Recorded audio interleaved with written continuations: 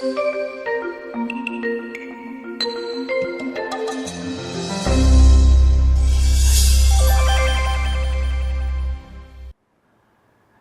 na mga pamangkin, mga kapatid? It's been a while that we have been doing many studies at maraming mga tanong tungkol sa prayer. Bakit daw ang dami-dami mga prayer parang hindi naman nasasagot? So yung mga tao, pray na lang ng pray na parang baka sakali sagutin, baka naman magkataong masagot-sagot pero hindi sila sure. Bakit nga ba parang may mga prayers that are unanswered? O may answer naman talaga, hindi lang natin naintindihan kung ano yung answer. Ang pag-aaral natin ngayon, pinamagatan nating believe that you have received it. Paniwalaan mong natanggap mo na. Mark 11:24. Therefore I tell you, whatever you ask for in prayer, believe that you have received it and it will be yours. Babalikan natin ang mahiwagang verse na yan. The way to answered prayer, according to Jesus, is first, believe. Believe that you have already received what you are going to just ask for. Then, next, ask. And then after that, that's when you receive. What does this mean? How can this happen? Suriin natin ang Mark 11:12-14. Kinabukasan, nang pabalik na sila mula sa Betanya, si Jesus ay nakaramdam ng gutom. Nakita niya sa di kalayuan ang isang malagong puno ng igos.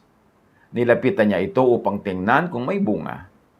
Dahil hindi pa panahon ng igos noon, wala siyang nakita kundi mga dahon lamang.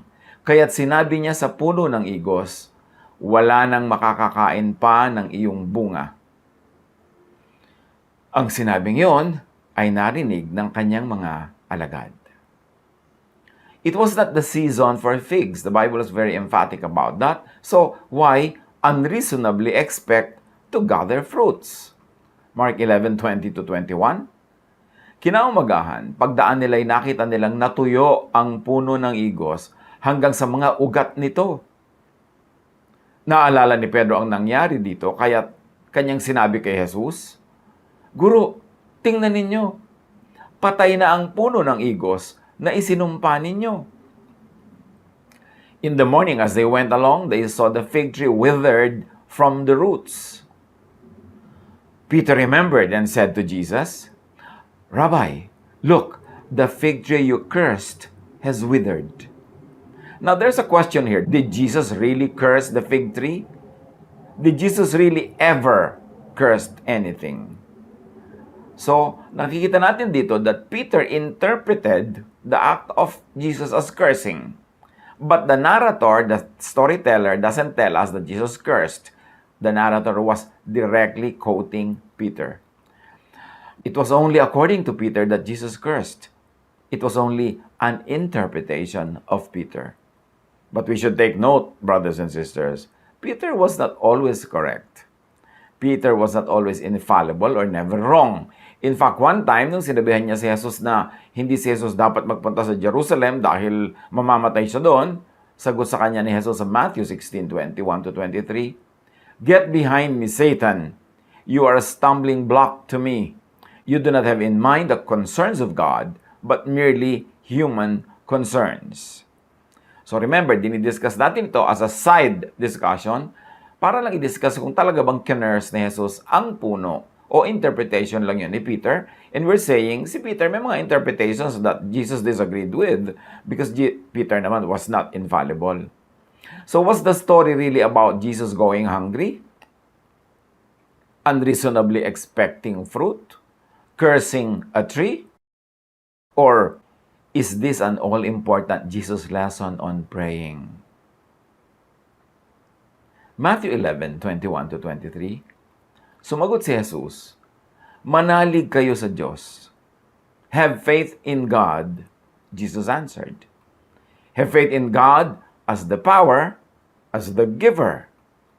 Truly I tell you, binigyan pa niya ng emphasis, if anyone says to this mountain, go throw yourself into the sea. So here the believer, empowered by personal faith, addressed the mountain directly and commands the mountain. The believer does not ask God to do it for him or for her. The believer takes command, by faith, boldly does it.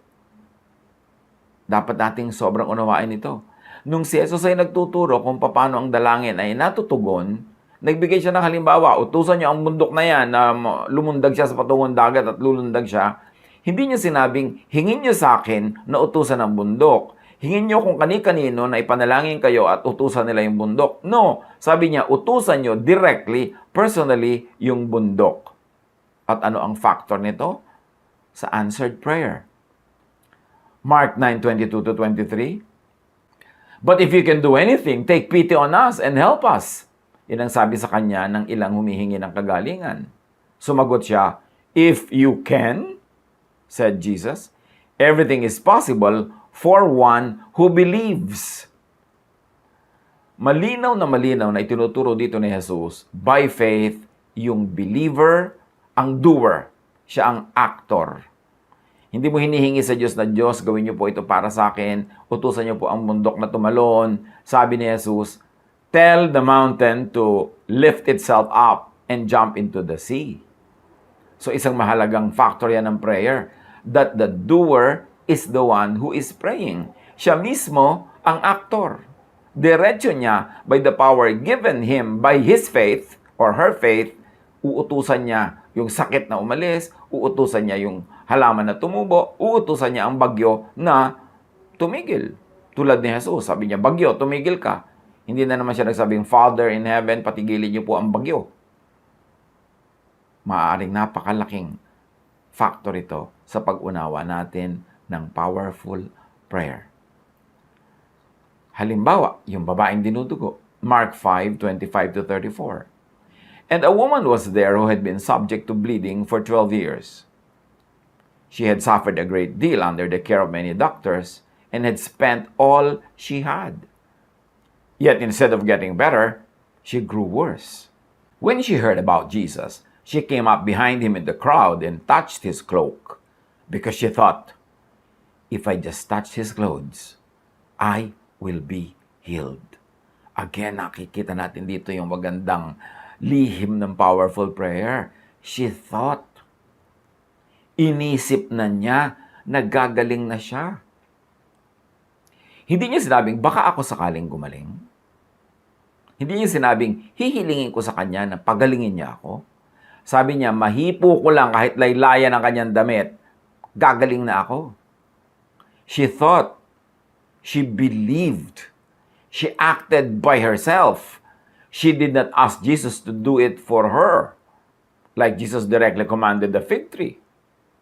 At pagpapatuloy ng kwento ng babaeng ito, immediately her bleeding stopped, and she felt in her body that she was freed from her suffering. At once Jesus realized that power had gone out from him, kahit walang permiso, kahit hindi nagsabi. He turned around in the crowd and asked, who touched my clothes? So by faith, the believer could operationalize power, realize what is wanted by thinking, believing, already receiving in spirit, in faith, in advance, whatever is asked for.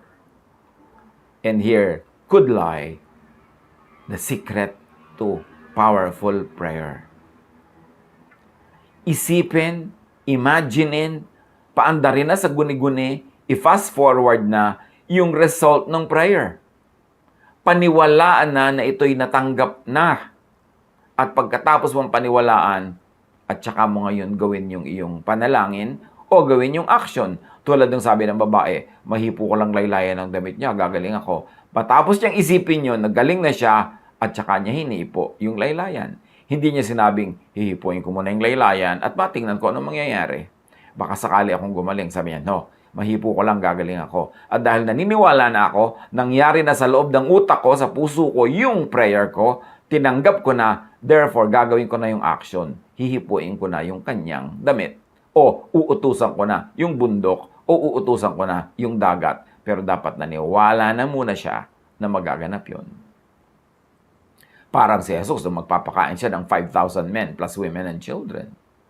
Di ba? Bago niya pinagdasal yung pagkain, bago niya hinati-hati at i-distribute, pinaupo na muna ang lahat ng tao, tumpok-tumpok. So, pagpapaupo pa lang ni Jesus, nananalig na siya na dininig na yung kanyang dalangin, talagang natanggap na yung ipapakain, kaya pinaupo na niya ng tumpok-tumpok. At pagkatapos siya nagdasal, at saka niya hinati-hati ang tinapay, at saka niya ginawa ang pagdidistribute ng pagkain. Hindi kung kailan nandun na yung pagkain, tsaka pala siya nagpatumpok-tumpok ng mga tao. No, tinanggap na niya sa loob ng kanyang puso, ng kanyang dibdib, yung answered prayer, yung answer sa prayer. Pagkatapos, tsaka niya ginawa yung actual pananalangin o yung actual nagawa. Sabi ng mga disciples, you see the people crowding against you, and yet you can ask, who touched me? But Jesus kept looking around to see who had done it. So you see, the woman did not even have to ask, to seek permission. Faith gave her direct access to power. Faith gave her power. At hindi naman katakataka. Sabi sa Acts 1:8 ni Jesus, but you will receive power when the Holy Spirit comes on you. So tumigil na tayo na kahihingi, kasi ibinigay na. Luke 17:21, nor will people say, here it is, there it is, because the kingdom of God is in your midst, or is within you. Nasa dibdib na natin, nasa kalooban na natin, nasa puso na natin ang kaharian ng Diyos, tinanggap na natin ang kapangyarihang ibinigay ng Espiritu Santo, kailangan mo na lang gamitin. Para bang tinuruan ka ng nanay mong manahe, pagkatapos ganyan, meron ka lang ilalagay na butones, meron ka lang na susulisihin, meron ka lang ihihilbana, nanay, maghilbana na po tayo. Nanay, tahiin niyo po ito. Sasabihin sa'yo ng nanay mo, di ba tinuruan na kita? Binigyan na kita ng skill, binigyan na kita ng makina, ng sinulid, ng karayom. Bakit? Ako na naman ang pinapagawa mo. So nakita natin yung prayer na sabi ni Jesus. Kung naniniwala ka, utusan mo na yung bundok, huwag mo na padaanin sa akin yan, huwag mo nang iutos sa akin, at huwag mo nang iutos kung kani-kanino na ipagdasal ka. Do it! Because the power is in you. Command the mountain, and if you have faith, it will lift itself up into the sea. So back to the original story of the fig tree. Truly I tell you, may emphasis sa sinabi natin kanina, if anyone says to this mountain, go throw yourself into the sea, and does not doubt in their heart, but believes that what they say will happen, it will be done to them.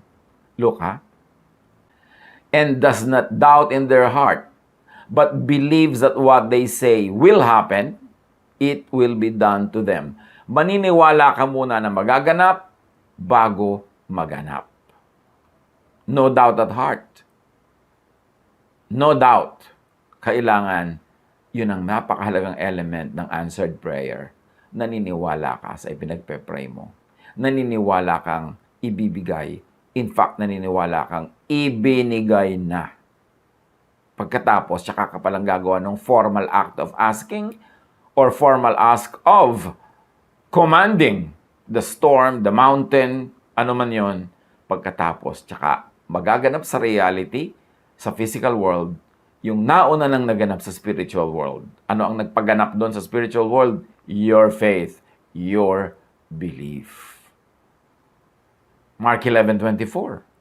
Therefore I tell you, whatever you ask for in prayer, believe that you have received it, past tense, and it will be future yours. Kailangan past tense na muna, naniwala ka ng tinanggap mo, at saka mo palang actually matatanggap sa physical world. The key is, before the actual receiving, believe that you have already received it. Then the actual receiving follows. Merong mahalagang question. How to believe that you have already received it? Tito, pastor, paano po ako maniniwala na natanggap ko na, hindi ko pa natatanggap? Ano naman ang patunay na naniwala na nga ako? Dahil pag naniwala na ako, tsaka palang mangyayari. So, kailangan talaga maniwala na kung nangyari na. Paano yun? Think, act, move, live like you already received what you asked for.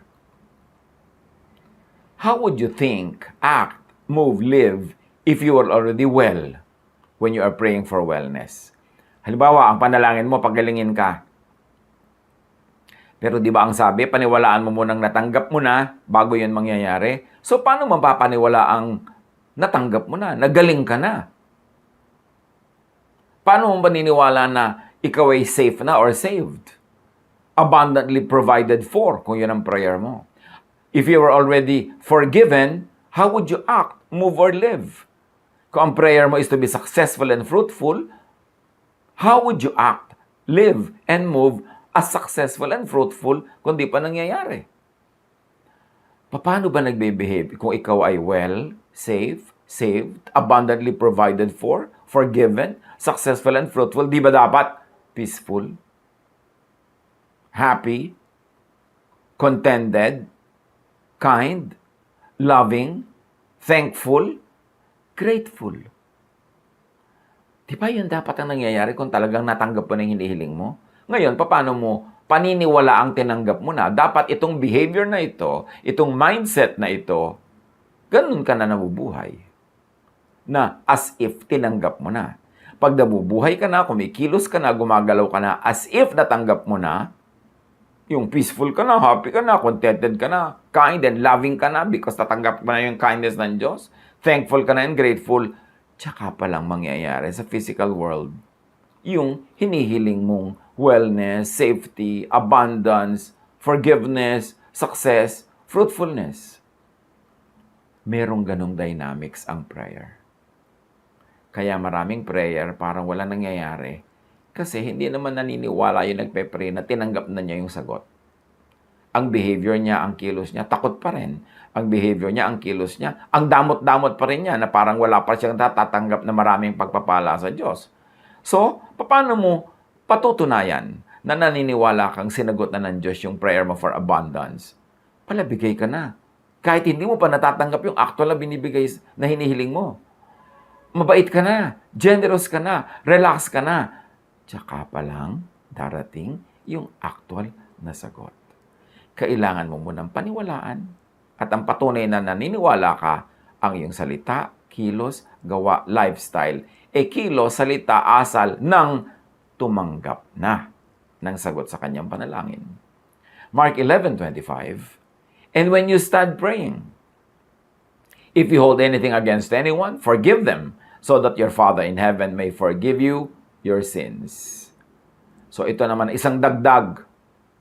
So hindi ka lang maniniwala na tinanggap mo na, meron pang isang kailangan na gawin mo para talagang matanggap mo, forgive people. Kadugtong to sa teaching ni Jesus about receiving the answer for your prayer. Sabi niya nga, bigla niyang isiningit ito, kailangan magpatawad ka. At papatawarin ka din ng Ama. At pag pinatawad ka na ng Ama, dahil nagpatawad ka, wala nang bara, at tapos yan naniniwala ka sa prayer mo, kumilos ka na, nag-isip ka, asip natanggap mo na, so yung dalawang requirement, na-meet mo na, then mangyayari na sa physical world mo yung ipinag-pray mo. So, para ulitin, ang prayer para tumalab, para mangyari, paniwalaan mo na natanggap mo na. Mabuhay ka na, kumilos ka na as if natanggap mo na kasi naniniwala ka na, and it will show in your life. Tapos, dagdagan mo ng kakambal, magpatawad ka ng lahat ng dapat mong patawarin. Wala na ngayong sagabal para tuloy-tuloy ang ma-deliver sa iyo, express yung sagot. Yun na ngayon, darating yung sagot. So, ang unang tanong, nami-meet ba natin yung requirement number 1? Naniniwala ba talaga tayo sa prayer natin? At number 2, yes, naniwala ka halimbawa, di pasa ka na sa number 1, pinatawad mo na ba lahat ng dapat patawarin? Kasi pag hindi ka pumasa doon, edi hindi pa rin matutupad yung pinapanalangin mo. Ngayon, kahit ang bait-bait mo, patawad ka ng patawad, pero hindi ka naman naniniwala sa pinagpe-pray mo, hindi pa rin yun mangyayari. Very, very interestingly, may introductory story ang story na ito ng fig tree. Bago ikinwento yung tungkol sa fig tree, may naunang kwento at ito yon. Mark 11:1-3. As they approached Jerusalem and came to Bethphage and Bethany at the Mount of Olives, Jesus sent two of his disciples, saying to them, "Go to the village ahead of you, and just as you enter it, you will find a colt tied there, which no one has ever ridden. Untie it and bring it here. If anyone asks you, 'Why are you doing this?' say, 'The Lord needs it and will send it back shortly.'" Anong kinalaman nito sa istorya ng prayer na introduced by the story ng fig tree? Jesus already believed that the need for a colt had already been answered. Kaya kumpleto na siya with the script. May need sila kailangan niya ng sasakyan papasok sa Jerusalem. Pero hindi sila nag-pray na bigyan niyo po kami ng colt. Alam na ni Jesus, pinaniwalaan na niya na mayroong answered prayer. Na yung prayer niya answered na may colt na. Kaya ang itinuro na niya sa mga disciples anong sasabihin sa may-ari ng colt habang tinatanggal nila yung tali at kinukuha nila. Diba? Naniwala na si Jesus sa simula pa lang na yung kailangan, ipinrovide na. Kaya ang itinuro na niya sa kanyang mga disciples what to say to the owner of the colt. Matthew 7:7-12. Ask and it will be given to you. Seek and you will find. Knock and the door will be opened to you. For everyone who asks receives. The one who seeks finds. And to the one who knocks, the door will be opened. Here, Jesus reveals another magnet for answered prayer in addition to forgiving others. Sabi niya, so in everything, do to others what you would have them do to you. For this sums up the law and the prophets. Matapos niya sabihin, ask, you will receive. Seek, you will find. Knock, the door will be open to you. Binigyan niya yung secret paano yun mangyayari. Sabi niya ganon, ano man ang gagawin mo, gawin mo sa kapwa mo kung anong gusto mong gawin nila sa iyo. So ano pang isang secret ng answered prayer? Bukod sa forgiving people, believing in the answer to your prayer, doing good to others. So yung tatlong yan, pag pinagsama-sama mo, yan ang tinutuntungan ng tripod ng powerful prayer. Faith that you already received what you're asking for. Faith in God, in His generosity, in His kindness, that it will be given. And then, to really live a life as if you already received it, tsaka palang mangyayari. So, faith. And 2, forgiving others. And 3, doing good to others as much as you would have them do that good to you. John 16:24. Sabi ni Jesus, until now you have not asked for anything in my name. Ask and you will receive, and your joy will be complete. What does it mean to ask in Jesus' name then? Forgiving others, doing good to others, believing that you have already received it, and living out that belief. And then actual asking if you like to ask, or actual command to the item that you want to command, like the bundok. This is the way to answered prayer. Believe that you have received it. The actual act of praying itself is believing. If you are not believing and then you are praying with your mouth, praying with your mind, praying with any other tool, you are not really praying. You are just uttering words na sinasabi ni Jesus. Don't be like the pagans. They think they will be heard for their many words. I don't want words. I don't want many words. Believe. That is prayer. Forgive. That is prayer. Do good to others. That is prayer. Pag pinagsama-sama mo yung tatlong yun ang itinuturo ni Jesus na susi para bumukas ang pinto ng pagpapala na ating hinihingi, hinahangad, at ating kailangan. Paano natin i-apply ito sa ating buhay? Mag-isip-isip kayo. Pagbulay-bulayan. Huwag dasal ng dasal na hindi ka naman naniniwala sa dasal mo, sayang ang laway. Huwag salita ng salita, huwag gawa ng kung ano-ano mga posture, kasi hindi ka naman naniniwala. Sayang. Discipline the mind. Mahalaga yan because our battle is not against flesh and blood, but against principalities, against powers in the air, in heavenly realms. And that heavenly realms is our mind. Sa mind mo dapat, disiplinado kang maniwala sa ipinagpe-pray mo. Disiplinado kang maniwala sa Diyos. Hindi ka magduda. Kasi ang nagdududa, walang natatanggap yan mula sa Diyos. Para ka daw na sinisiklot-siklot ng alon kung saan ka lang dinadala, wala kang mararating. Kailangan, ang hinihiling ay yung pinaniniwalaang natanggap na, kayang tanggapin, at kayang ibigay ng Diyos. Without that faith, you're doing an exercise in futility. Sabi ni Jesus, don't be like the pagans. They think they will be heard for their many words. Your Father knows what you need before you ask Him, so huwag mong gawin yung prayer mo na parang shopping list. But, utusan mo yung gusto mong utusan na yan in the name of Jesus. Maniwala kang yun ay magaganap. Mag-behave ka as if naganap na. Then forgive others. Then be nice and good to others, and your prayer will be powerful.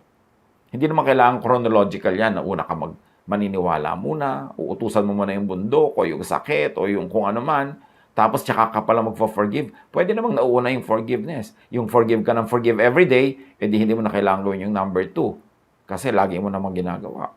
Yung lagi kang gumagawa ng mabuti sa kapwa, di hindi mo na kailangan gawin pag nagpe-pray ka kasi lagi mo namang ginagawa. Isa na lang natira. Manalig ka sa prayer mo. Sabi ng babae, mahipo ko lang ang dulo ng laylayan niya. Gagaling ako. Ganon ba ang prayer natin? Kasi pag ganon, the power that has already been given by the Holy Spirit, the power that Jesus gives, and the power that the love of the Father through Jesus gives, will make the mountain jump to the sea if you would only believe and command it in faith. Pag-isip-isipan kung saan-saang larangan ng buhay natin ito i-apply, paano ito mangyayari, and enjoy a new world, a new time of prayer. Prayer that really works. Salamat po, O Diyos, dahil kayo ay mabuti. Salamat sa pagbibigay niyo sa amin ng isa pang araw ng buhay. Salamat sa kalayaan na sumamba sa inyo sa sandaling ito. Nilalapit namin sa iyo ang mga sarili namin, Panginoon, kung merong anumang bagay na maaaring maging hadlang para kami lubos na makiisa sa inyong Espiritu. Isinusuko po namin. Punan niyo nawa, Panginoon, aming pagkukulang ng inyong pasensya, ng inyong pag-ibig, ng pagpapatawad ninyo, at nawa yung kapangyarihan niyo maramdaman po namin. Lumalapit kami na may hawak, Panginoong sisidla na walang laman. Hinihiling namin punuin niyo po ito ng inyong mga salita, ng inyong pag-ibig at karunungan. And like empty cups, we lift our hearts to you, Father, and we pray that you may fill our hearts with your presence. Fill that vacuum in us that only you can fill. And we pray that your wisdom may prevail, lead us unto greater knowledge of you, which in turn will lead us unto good works that glorify your name and worship you in spirit and in truth. Protect us from the evil one. Protect us from lies and deceptions. Protect our loved ones who are not with us right now, O God. And may this time be a fruitful one with you. Be the speaker. Lead us, teach us, and may we honor your name. Father, we praise you. We thank you, we honor you. In the name of Jesus our Lord. Dahil po mahal natin ang Panginoon, ay marapat lang na dibdibin natin ang ating tungkulin na lumago sa espiritual na paraan. At sa paglago ay dapat bantayan natin kung anong mga lumalabas sa ating bibig sapagkat yan ay nagmumula sa puso kung hindi man sa isang isip na maaaring nagpapabaya. Matthew 12:34, for out of the overflow of the heart, the mouth speaks. So kung ano ang nag-uumapaw sa puso, yun lamang ang lumalabas sa bibig. What people say, their words, their vocabulary, their favorite expressions and even topics reveal the state of their heart, of their mind, even of their spirit. Bagamat napaka-invisible ng espiritu ng tao para makita, subalit may paraan na masukat, malaman kung ano ito at ang kalagayan nito sa pamamagitan ng mga salita na lumalabas sa bibig ng isang tao. At ang Biblia na nga ang may sabi, Matthew 12:34, kung ano ang laman ng puso, yun ang lumalabas sa bibig. Sa atin pong pagsasalita, lumalabas yung ating theology. Rightly or wrongly, may theology ang mga sinasabi natin. Lumalabas yung ating mga biases, sometimes bigotry, our very strongly opinionated stand on anything. And through our words, we expose our orientation and even motives. At sa mga ngilan-ngilan na mga panahon na wala namang malisya ang mga sinasabi, kung ito'y mali, kadalasan nagmumula naman sa ignorance. So malice or ignorance can be the source of wrong or evil words. And in both cases, they are dangerous. Napakarami pong mga Kristiyano na bago sa pananalig o kaya'y matagal man pero hindi ganap na nagkaroon ng panahon o pagkakataon mag-aral, maraming mga di pa naunawa ang lubos. At kung ang mga bawat Kristiyano sana ay mayroong isang munting guidebook na pwede niyang basahin para makaiwas siya sa mga hindi na sana niya mararanasan pa ng mga kabiguan, disappointment, disillusionment, ay napakagandang magkaroon ito. At ito po ay isa sa mga layunin ng pag-aaral natin na kung tayo bago-bago sa pananalig, ay mapaunahan na tayo na sa church man, sa fellowship man, in the company of so-called believers, ay maaaring magkaroon ng mga snares, traps, and difficulties. At kung tayo ay dati na at matagal na sa Panginoon, maganda ring paalala na baka tayo ang nagtataguyod pa ng ganitong mga ikinakatisod o kaya pinanlulumo, ipinaghihirap at ipinanghihina ng loob ng mga mananalig. So sa atin pong survival guide for God's people, suriin natin ang ating sarili, tingnan natin kung meron tayong dapat baguhin sa ating sarili, kung meron tayong dapat pag-ingatan sa iba, o kung sa iba man nanggagaling ito ay kung meron tayong dapat ipatawad at unawain man lamang. Beware of these big, colored, and loaded words. Meron tayong koleksyon ng ilan sa mga big, colored, and loaded words that new Christians should be careful about and old Christians should watch out for. First is the word unbeliever. Ano ba yung word na unbeliever? Nadidinig natin lagi sa mga born-again Christian. Kumisan gusto kong matunaw sa aking kinakatayuan pagka meron akong nakakapanayam ng mga dumadaan. Tapos sasabihin nung attendee sa church, Pastor, ito pong auntie ko, unbeliever. Pero dinig na dinig nung auntie niya na tinatawag siyang unbeliever. At napakarami na po mga tao nagreklamo, bakit ang gayabang niyo mga born again kayo? Tinatawag niyo kami unbeliever. Ano palagay niyo? Kayo lang naniniwala sa Diyos? So be careful with that word. Kadalasan kasi ang ibig sabihin natin sa unbeliever, not of our local exclusive sect or community.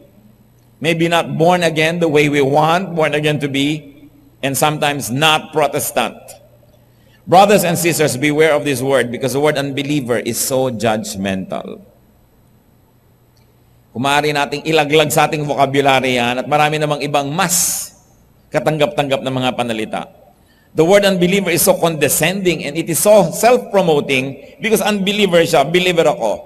It can be derogatory and very specifically it is divisive because it divides people among believers and unbelievers. While it is true that there is such a spiritual division, it is not always pleasant, it is never pleasant that we label people as unbelievers. Especially when we apply the word to people who also believe in the God of Genesis. Minsan sabihin natin, unbeliever, naniniwala din naman siya, the same God of Genesis, the God who created us, Elohim. God, El Elyon, tinatawag ang mga pangalan niya sa Biblia. The God of the Bible. How can you call somebody who believes in the God of the Bible an unbeliever? But they only happen to belong to another definite or exclusive congregation. Sabi sa Matthew 7:1, do not judge. Napakarami po ng mga wala pa sa Panginoon ang nauudlot o kaya ay nadadala at lumalayo dahil sa mga nadidinig nilang mga ganitong mga pananalita. Another word that we should be careful about and careful in dispensing is the word saved or unsaved. Ang dalas niyan. Pag may namatay habang nakatingin sa ataol yung Kristiyano, tatanungin niyo kung mag-anak, saved na ba? Tingnan niyo nga ang katabi niyo mga kapatid. Sige na, kung may kasama kayo, titigan niyo sandali lang, tingnan niyo mabuti. Saved na ba yan? Malalaman nyo ba? Di ba? Pwede bang malaman kung ang isang tao saved? So sasabihin natin, ito saved na. Because they showed visible or audible signs of religious belief or acts in accordance with our standard and measurement. Ang totoo niyan, walang lubos, walang makakaalam kung ang isang tao ay saved. Maaaring makakita ka ng indicators, mga pahiwatig, but you can never definitely say saved, unsaved. So it's a very, very loaded word that we should be careful with. Sabi sa 1 Samuel 16:7, man looks at the outward appearance, but the Lord looks at the heart. Meron pa nga akong kilalang mga bata, nakita nilang isa nilang kamag-anak na babae, na Kristiyano rin, sabi nila, ay, hindi saved, hindi pala saved ang ating kamag-anak. Alam niyo kung bakit? Kasi nakita nila nakapantalon. Sila lumaki sa isang iglesia na yung pagpapantalon ay isang napakalaking kasalanan na dapat sunugin sa impyerno ang mga babae nagpapantalon. So sabi nila, hindi siguro saved. You see, what religious bias can give to young minds. And when we say young minds, we don't only mean young in terms of age, but young in terms of spirituality. So yung saved na yan, napaka-loaded word.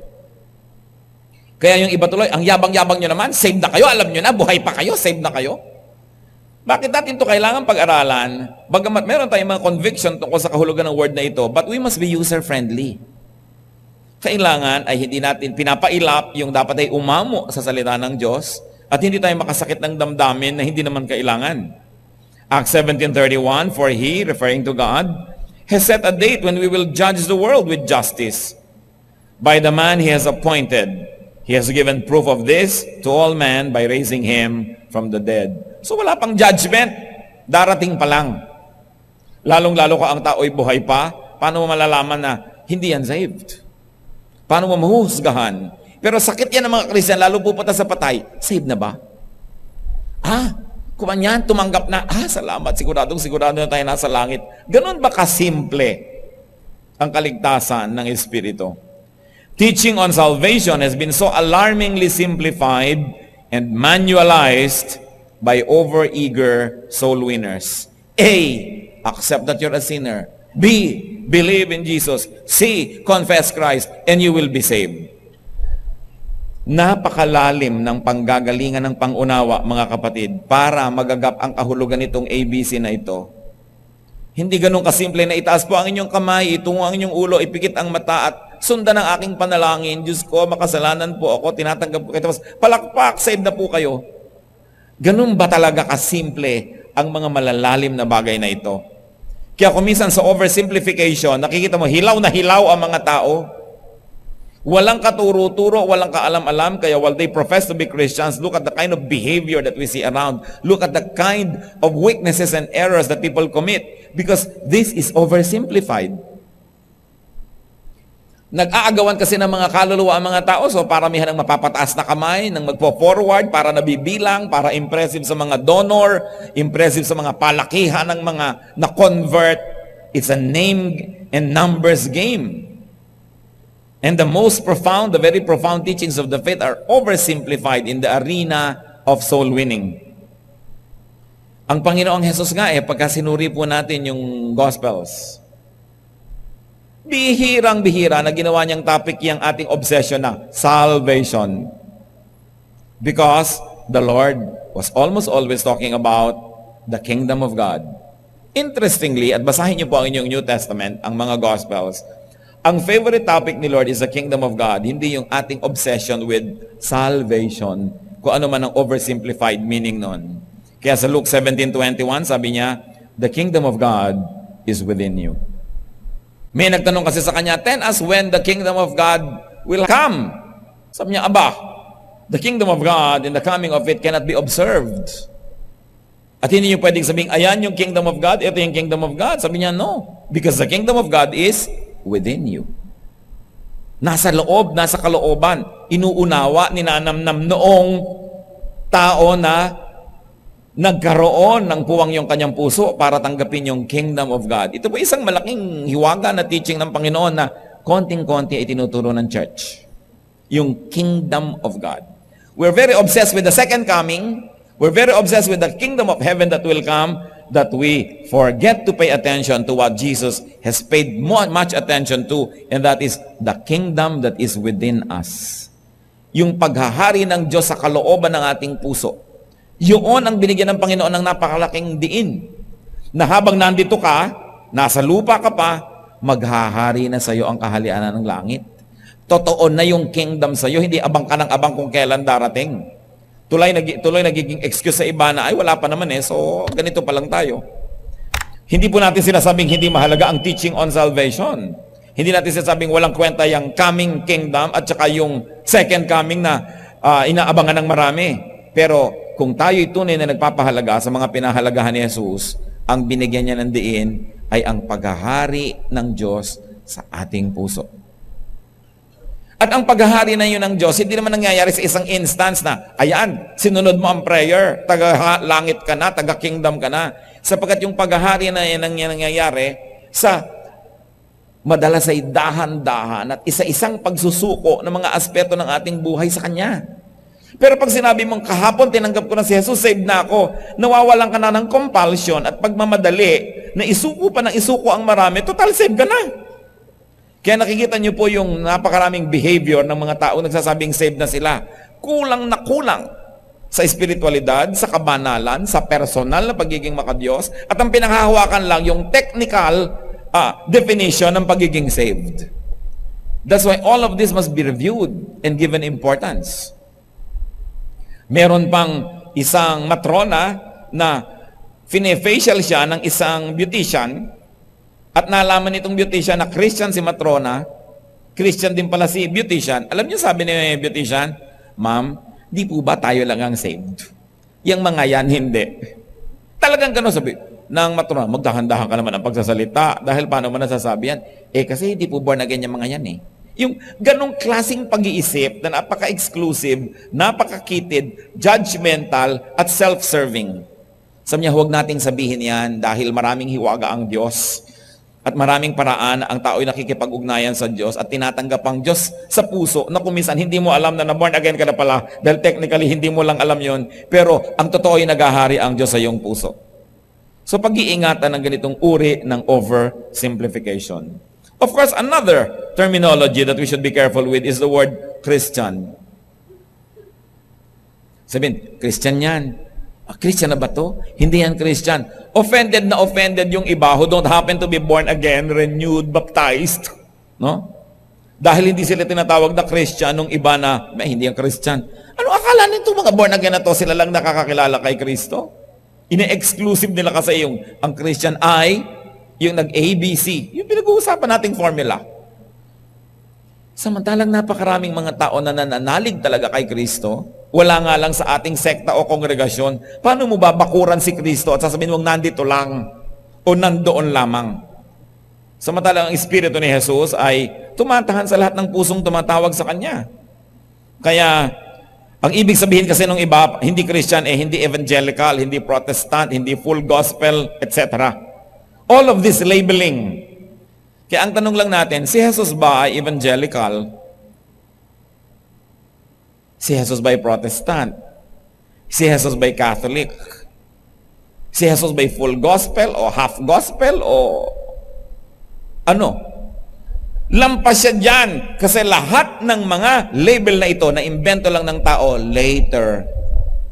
Natapos na ang kanyang ministry sa earth, nakaresurrect na siya, nakabalik na sa langit, bago pa na-imbento ang mga terminologies na ito. So, hindi natin dapat i-claim na siya ay ganon, kasi wala pa ang ganong labels. Lalo naman ang ating Diyos Ama, na lumikha ng lahat sa Genesis, huwag niyang sabihin na Katoliko ang Diyos Ama, o Protestante. No?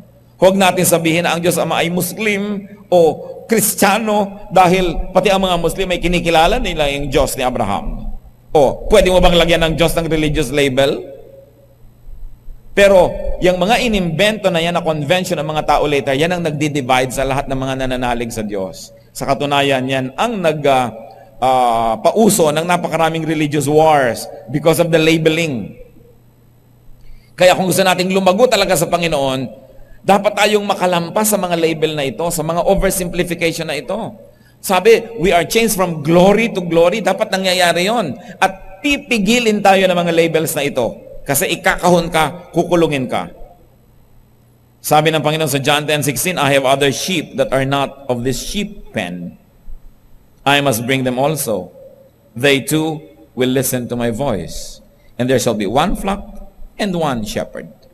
So tinutukoy ng Panginoon na hindi lang kayong kaharap ko ngayon, ang mga anak ng Diyos, hindi lang kayong narito ngayon sa umpok na ito, ang mga kinikilala ng Diyos, meron pa ring iba doon. So huwag kayong magiging exclusive at bigyan nyo ng puwang sa inyong puso na marami kayong kapatid kahit ayaw nyo silang kilalanin. So be careful with words, be careful with labels. Dahil sabi sa Romans 10:13, everyone who calls on the name of the Lord will be saved. Hindi yan exclusive to a group. It is a personal relationship.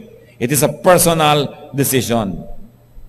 But of course, overzealous exclusivists twist this teaching and add their specifications to make themselves all-important.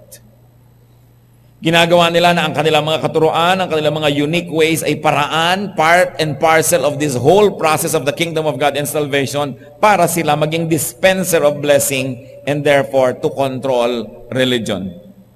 Ang daming dapat pag-ingatan ng mga Kristiyano na nawa ito'y mabura sa ating mga bokabularyo o kung sinasabi man natin dun sa tamang paraan. Halimbawa, there are phrases, sentences, and declarations that are so loaded and therefore we should beware. Isa yung please pray for someone or something. Ipag-pray mo si Bining ng lalalaki. Ipag-pray natin itong mag-asawang ganito, away ng away. Ipag-pray natin si ganon, kasi ganyan. Kadalasan yung mga ipag-pray mo, actually, napaka-sanitized way na mag-open ng isang chismis. Dahil talaga, ano na pa? Kwento, nag-alisan at lahat, wala pa nag-pray. At saka yung prayer as pahiwatig, ipag-pray mo naman, kailangan ko kasi ng pera eh. Ang ibig lang palang sabihin, pautang naman dyan.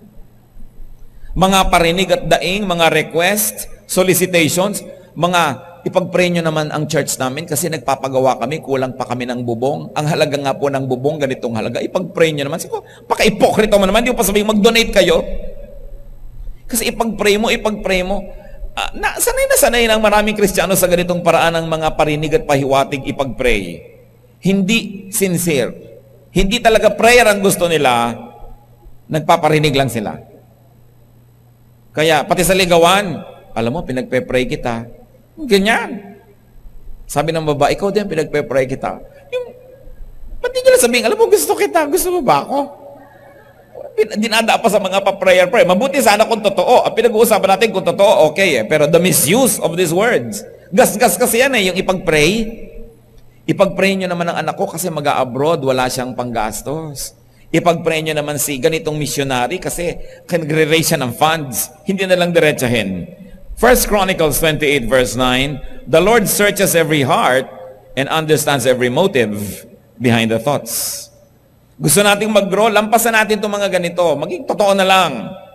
2 Corinthians 6, 4 and 7, as servants of God, we commend ourselves in every way, among many ways, in truthful speech. Napaka-importante. Isa pa pong phrase na pag-iingatan, this we claim in Jesus' name. Diyos ko, pagalingin mo po ang nanay kong may cancer at I claim na gagaling na po siya. Thank you po. So ano nangyari kung bigla namatay? At meron na mga ganyan. Kinlaim na. Lord, I claim in Jesus' name.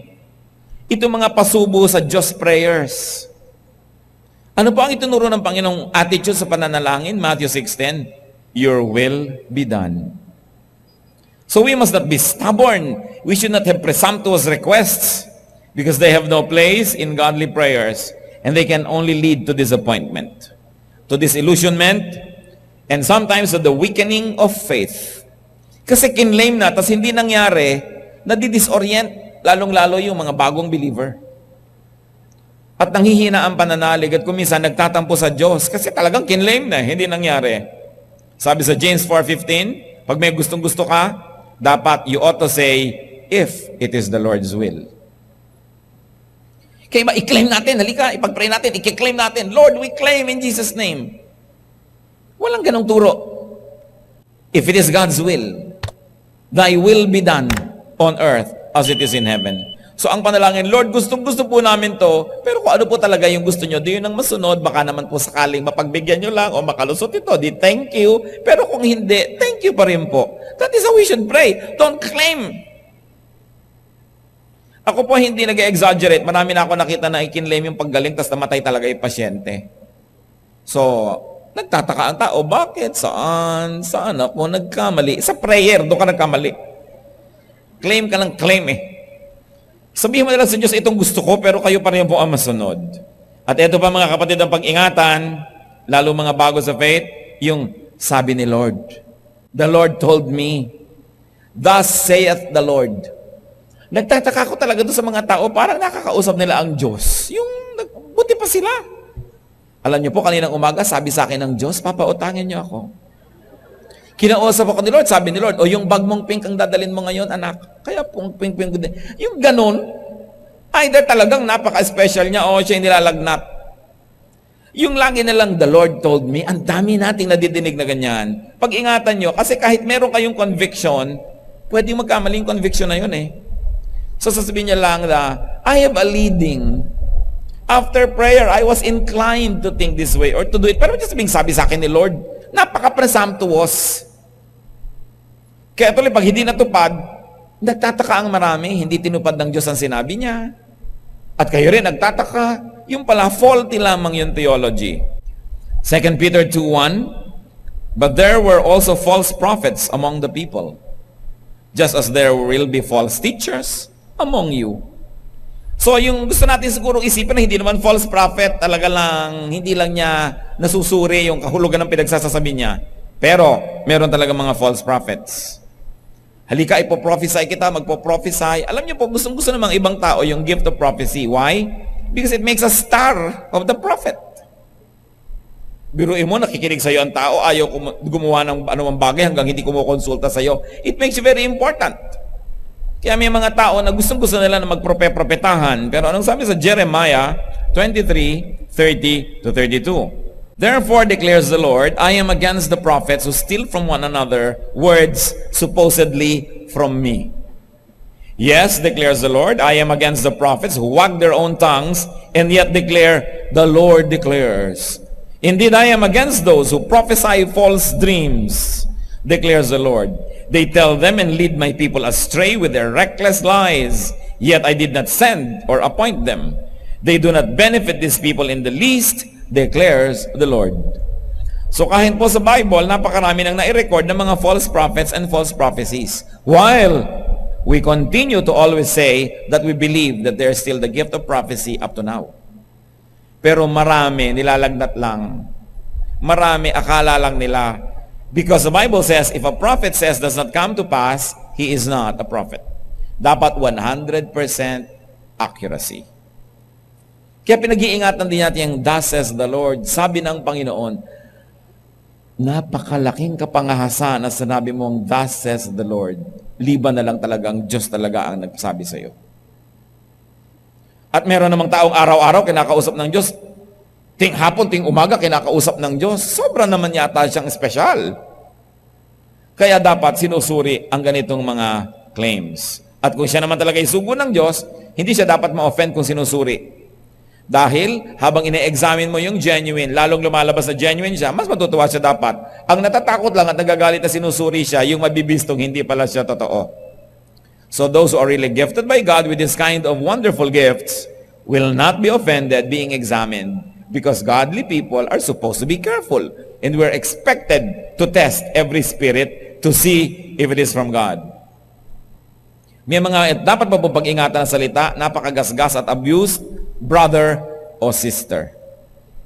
Lalong-lalo kung meron kayong panaderya, tindahan, grocery, lumber, hardware, mag-ingat kayo sa mga nakiki-brother or sister dahil uutangan lang kayo ng bubong, uutangan lang kayo ng mga halige, mga semento. At kung kayo nasa isang kumpanya, manager kayo, may-ari, nagpa-Bible study kayo, ang dami-dami mga empleyado nakiki-brother, sister sa inyo dahil aabusuhin kayo sa mga pag-absent, sa mga pagbale at kung ano-ano. Sobrang na-abuse itong, di ba brother kita in the Lord?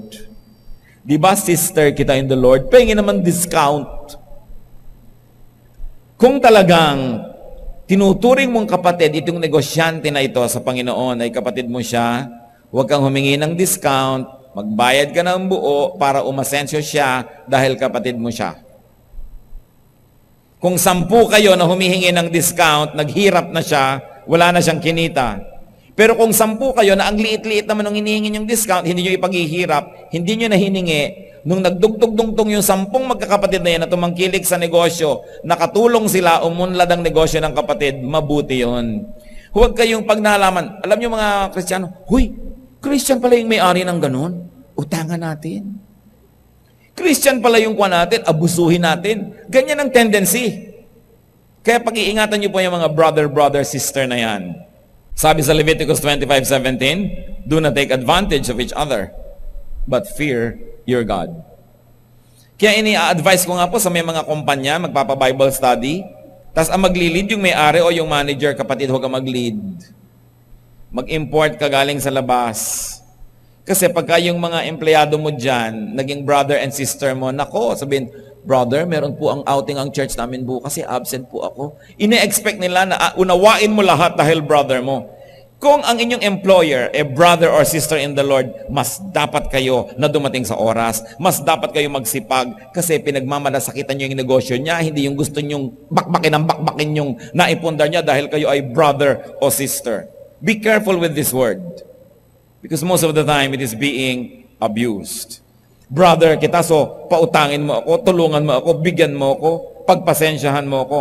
No, dahil brother kita, expect the best from me. Expect good behavior. Expect good production. Dahil pagmamalasakitan kita, hindi yung pagsasamantalahan kita. Nare-reverse ang kahulugan. At eto pa po, ang dapat pag-ingatan yung by faith. Living by faith. Napakaraming kamalian ang nadinig ko na tungkol sa by faith na yan.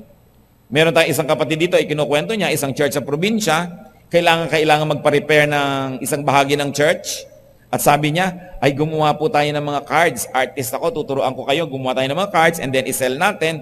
Nagalit ang pastor. Bakit tayo gagawa ng card para mag-sell? We live by faith. Hayun, hindi pa nagagawa yung church hanggang ngayon. Kasi ano pong ibig sabihin nila by faith? Yung without plan, without preparation, without practical action, without tangible resources, without fallback, without any escape route. Yun ang ibig sabihin nila sa by faith. Ibig sabihin, with careless abandon. Hebrews 11:7, by faith, Noah, when warned about things yet not seen, in holy fear, built an ark to save his family. So ano po nakita natin dito kahulugan ng by faith? Kumikilos, nagtatrabaho, gumagawa ng practical, ginagamit ang utak na ibinigay sa atin ng Diyos para lutasin yung kaya naman natin sa ating level. Yun ang by faith. Pero yung iba, magmi-mission po ako. Talaga? Paano ang pamilya mo? By faith. Kaya hayan na yung mga anak, mga butot balat na sa kapayatan kasi yung tatay ay nag-by faith. Ang dami ko pong nakilalang pastor na umiiyak dahil ang mga anak naging mga magnanakaw kasi nagutom, walang makain kasi by faith. Walang plano, walang fallback, nothing, kasi by faith, tas sisisihin ng Diyos. Kasi hindi naman yun itinuturo sa Bible na ibig sabihin ng by faith, yung kalimutan mong may utak ka. Huwag kang gumawa ng dapat gawin. Ang dami po, kung iisa-isahin pa lang natin yung mga vocabulary ng maraming mga Kristiyano, makikita natin ang daming bara para lubos na dumaloy talaga yung wisdom of God and therefore the blessing of God. Noon, sinasabi natin because the church is young, but the church in the Philippines, at least the evangelical church, is at least already 100 years old. And if you're going to count the Christian tradition in the Philippines, including the Catholic tradition, 500 years old na. Hindi na young. Dapat na mag-evolve. But very, very especially among the evangelical, Bible-based Christians, these ideas are very prevalent. Lagi mong nadidinig. At pipintasan ka pa ng iba pag nagpaplano ka, pag gumagawa ka ng mga paraan, sasabihin nila, wala kang faith. Pero wala naman silang ginawa, kundi magparinig, ipag-pray mo naman, kasi nagpapagawa kami ng buong. Akala ko ba by faith? Bakit kailangan mo magparinig ng ganyang kutakot-takot? So kung mga bagay na ito mga kapatid ay ating una, tingnan, baka guilty tayo. Siyasatin natin, suriin natin. Pangalawa, baka may mga tao na ginagawa nila sa atin yan. Yung mga terminologies na to, minamanipulate lang pala tayo, tapos brother or sister sila. Be careful. Sabi ni Lord, I'm going to send you as sheep among wolves. Not everybody wearing a sheepskin is sheep. Sometimes these are wolves wearing sheep's clothing. At kadalasan naman, pure ignorance lang.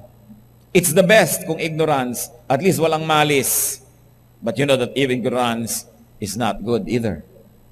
So dapat tayo mag-aral. Siyasatin ang ganito mga bagay. Do not oversimplify the faith. Ito kasing tradition natin ng mga Bible-based denominations, ito oversimplify. Nakamanual lahat. Parang ganun lang mahuhuli yung mga malalawak na diwa tungkol sa Diyos at nailalagay sa papel at step 1, step 2, step 3. Ganun lang kasimple. But spiritual things are profound. Kailangan ang ating pagbubulay-bulay, ang ating pag-iisip-isip.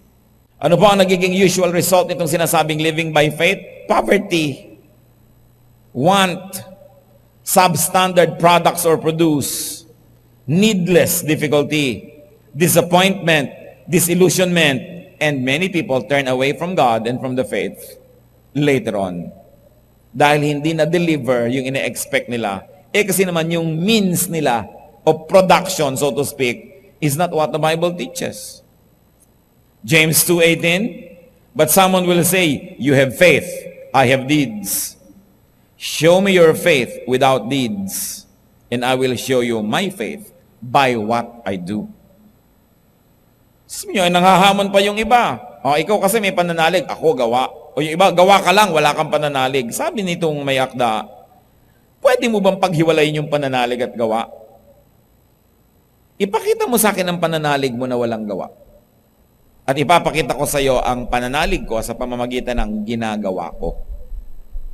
So napakalinaw that there is a prevalent misunderstanding of what it means to live by faith. Alat chamba, kung ano na lang mangyari, ganun. Being in the Lord, being in the Lord's fellowship can and should really be wonderful. Wala na yata tayong dapat ipagpalit pa doon sa karanasan na tayo'y lumalapit sa Panginoon, nakikilala natin siya, lumalalim ang pangunawa, at nai-apply natin sa buhay ang ating mga kasulatan ng Biblia. But there are snares, there are traps, there are pitfalls, there are snakes that can spoil life in God's garden. Pag-ingatan ng mga ito, lalong-lalo kung nasa atin pala. Beware of misguided ideas, of wrong-headed expectations. Beware of ignorant or innocent simplicity that can abuse others, invite or allow abuse from others. Matthew 16:6. Be careful, Jesus said to them. Be on your guard against the yeast of the Pharisees and Sadducees. So pinag-iingat po ng Panginoon sa impluwensya ng mga relihiyoso, yung mga tao. Pag-ingatan nyo ang impluwensya nila. Pag-ingatan ninyo ang mga mali nilang ginagawa at turo na napakalakas maka-impluwensya sa marami tulad ng isang yeast na inilagay mo lang yung konti, umaalsa yung buong tinapay, lumalaki. So pag-iingatan nyo yan. So ano pong mga yeast of the religious people around us ang dapat natin pag-ingatan? Isipin yan. Ecclesiastes 10:1, as dead flies give perfume a bad smell, so a little folly outweighs wisdom and honor. Ang dami-daming blessing at magagandang bagay ang available sa fellowship, pero nasisira ako minsan dahil sa mga pinag-usapan natin. So ituwid ang ganung mga bagay. Ephesians 5:15, be careful then how you live, not as unwise, but as wise. Heavenly Father, we ask you to give us wisdom. Ito pong aming mga nire-review ito, Panginoon. Turuan nyo kami kung paano namin ito bibigyan ng kahulugan sa buhay namin. Teach us to see the relevance of examining these things in our lives, in our vocabulary, and very especially in the way we think, in our values. Ipakita mo, Lord, kung kami ay may dapat ituwid. Ipakita mo kung meron kaming dapat pag-ingatan sa aming kapwa. At kung meron mang mga ganito, ipakita mo rin kung anong dapat naming ipatawad, unawain, idalangin, at pagtulong-tulungan na ayusin sa aming buhay. Nawa, Panginoon, sa patuloy naming pag-aaral ng iyong salita, mangusap po kayong may kapangyarihan. We commit to you this special fellowship, that through this, O God, your words may be more and more real, more and more practical, in application. Pero una sa lahat, nais naming siya sa atin ang aming mga pag-iisip, terminologies that can become either tools or hindrances in knowing you more and in being a blessing to our brothers and sisters. Mga kapatid, magbulay-bulay tayo. Pag-isipan ang ating mga narinig. Humingi tayo ng karunungan sa Diyos kung paano natin ito gagamitin at kung paano magkakaroon ito ng kahulugan sa ating pang-araw-araw na buhay. Let the presence of the Spirit guide us into the truth. Mangusap po kayo sa amin, Panginoon. Guide us. Teach us. So in moments of silence, let's be alone with the Lord for a while.